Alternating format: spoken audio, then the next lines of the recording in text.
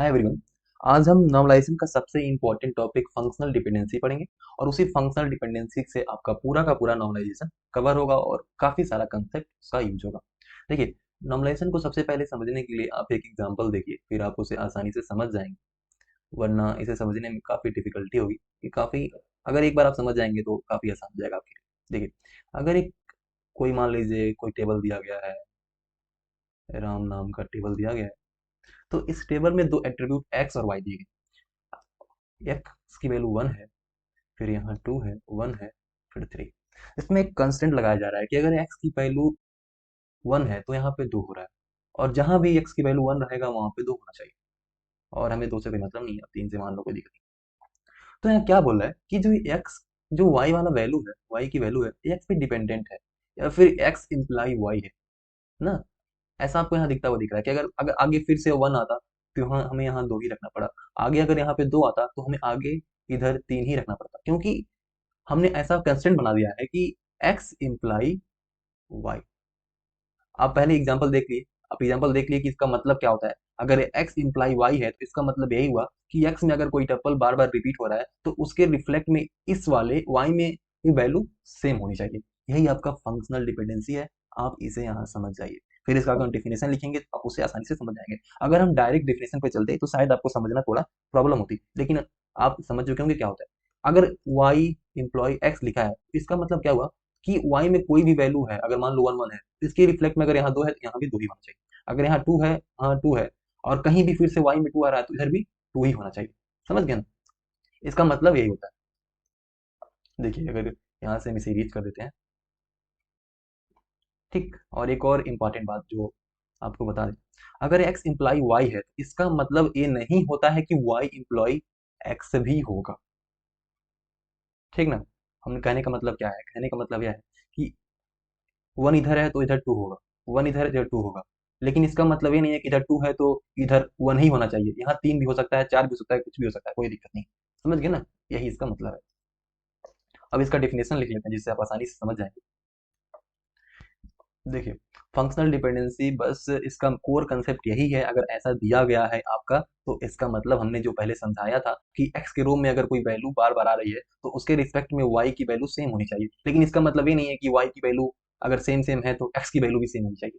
ठीक ना? इसका मतलब बेसिकली यही है। अब देखिए, इसको डेफिनेशन के अगर तौर पे लिखें तो देखिए, x and y are some attribute of any relation, any relation.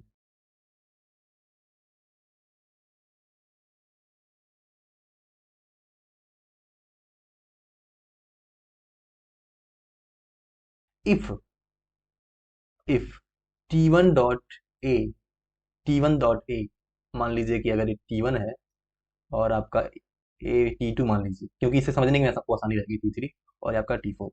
T1 dot ए मतलब T1 टपल का ए एट्रीब्यूट की वैल्यू। सॉरी, यहाँ आप ए मत लीजिए, यहाँ पे आप एक्स लीजिए, क्योंकि हमने एग्जाम्पल तो एक्स से लिया है।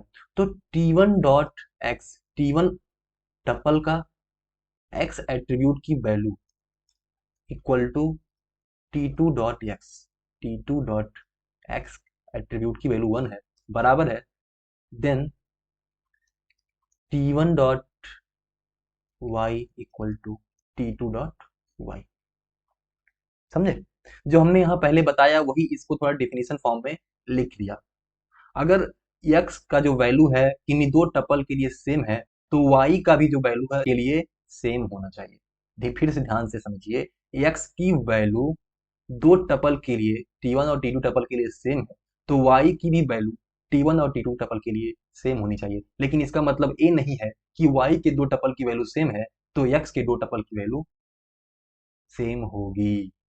समझें? अगर x इज इम्प्लॉय y दिया है तो इसका मतलब ये नहीं होता कि y इम्प्लॉय x है। इसे आप ध्यान में रखना, ये काफी इंपॉर्टेंट कंसेप्ट है। ठीक है? आई थिंक इतना समझाने के बाद फंक्शनल डिपेंडेंसी आप समझ गए होंगे कि फंक्शनल डिपेंडेंसी बेसिकली होता क्या है। ठीक ना? यही बेसिकली फंक्शनल डिपेंडेंसी का मतलब था और आप समझ गए।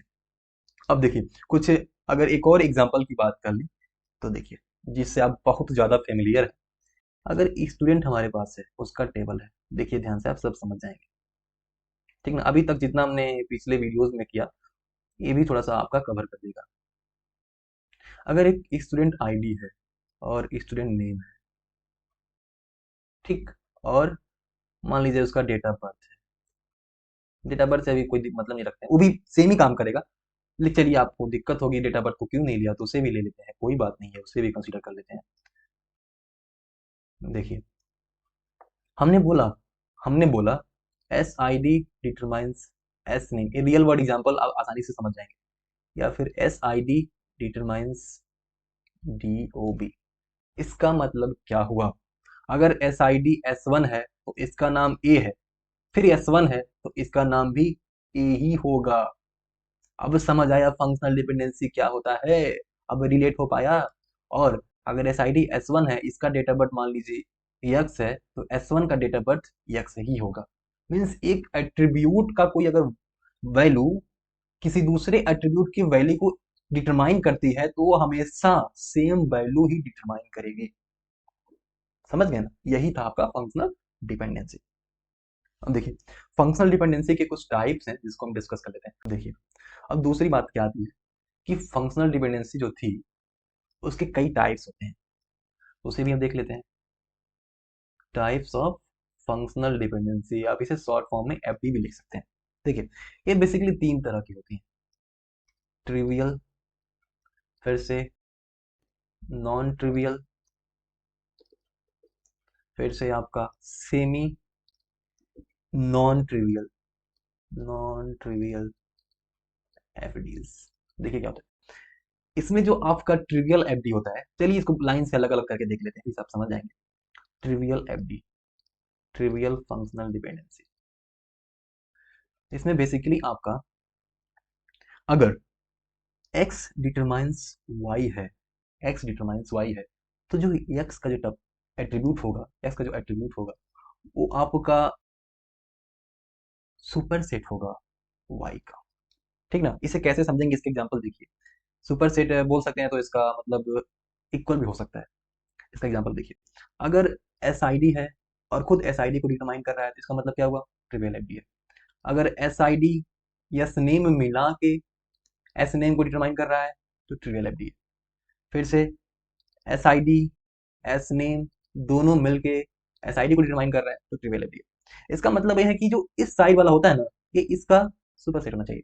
मीन्स इधर वाला कोई भी एट्रीब्यूट रहेगा, पूरा का पूरा इसमें होना ही चाहिए, तभी इसको बोल देंगे ट्रिवियल एफडी। ठीक ना? आई थिंक आप समझ चुके हैं। अब देखिए, ट्रिवियल एफडी के बाद आपके पास दूसरा कंसेप्ट जो आता है, वो आपका नॉन ट्रिवियल एफडी है। Non trivial functional dependency. Non trivial functional dependency में क्या होता है कि यक्स अगर डिटरमाइंस वाई करता है, तो x intersection y is equal to 5।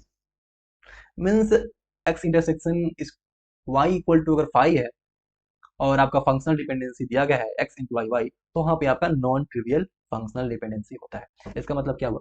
अगर एस आई डी डिटरमाइंस करेगा एस नेम, तो नॉन ट्रिवियल एफ डी है, इन दोनों में कुछ कॉमन ही नहीं है।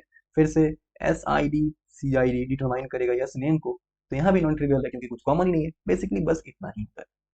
ठीक ना? और जो तीसरे टाइप का आपका फंक्शनल डिपेंडेंसी होता है, semi non trivial functional dependency. इसमें क्या होता है? इसमें बेसिकली आपका जो ट्रिवियल एफडी और नॉन ट्रिवियल एफडी दोनों का कॉमन होता है। मतलब देखिए, अगर एस आई डी आपका एस आई डी और एस एन एम को डिराइव कर रहा है, इसका मतलब क्या हुआ? एस आई डी इधर पार्ट है लेकिन एस एन एम इसका पार्ट नहीं है, तो ट्रिवियल भी हुआ, नॉन ट्रिवियल भी हुआ। ठीक ना?